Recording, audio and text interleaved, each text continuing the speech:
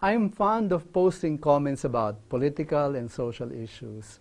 And sometimes I get into some serious critique about what some government officials did. One time I did that, I was surprised at how some people I know started to bash and criticize me online for making those comments. Nagulat ako. Hindi ko alam yung isasagot ko. So I just stopped posting those kinds of comments as a result. Social media bashing has escalated in the past few years, especially during and right after the elections last year. People bashed and criticized each other for their political views and voting preferences. But those criticisms often escalated to personal criticisms and insults. Criticism hurts. Masakit yung mapintasan. People who criticize sometimes justify their comments saying that, it's nothing personal, o nagsasabi lang naman ako ng totoo. But, for most Pinoys, any criticism about us, about our appearance, about our work, about what we say or do, they always feel like it's a criticism of who we are. We feel attacked and we take personal offense. If the criticism comes from a complete stranger, it may not hurt so much. But if the criticism comes from somebody close to us, or worse, somebody we look up to and admire, it can be devastating. It can ruin our whole day. It can destroy our self-esteem. It's easy to be on the defensive when you're on the receiving end of such criticism. You want to strike back. You want to inflict the same kind of emotional pain on the person who criticized you. You criticize back. You want to get even. If we're like that, then we're no better than the person who criticized us in the first place.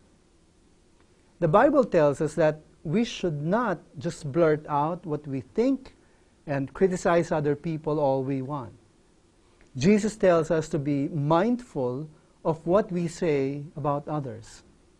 This is what he said in the Gospel according to Matthew. Why do you see the speck that is in your brother's eye, but do not notice the log that is in your own eye? Or how can you say to your brother, let me take the speck out of your eye, when there's the log in your own eye? You hypocrite!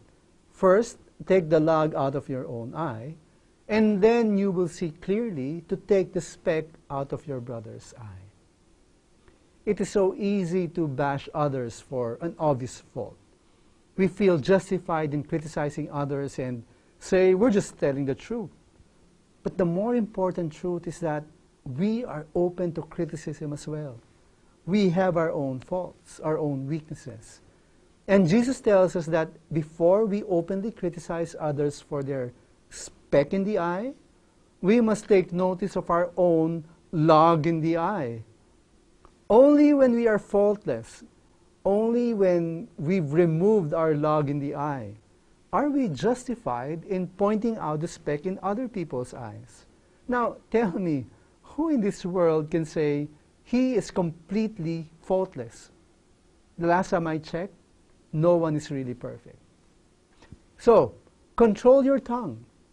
Do not just lash out at others and criticize them for their faults. Huwag po tayong padalos-dalos sa pamiminta sa iba. You might be surprised at the kind of bashing you receive from them because of your own faults and weaknesses. Ikaw din, baka ikaw ang sumuko. So, as you keep yourself from pointing out the speck in other people's eyes, and even as you make a serious effort in taking out the log of your eye and be free from the urge to criticize other people, faith matters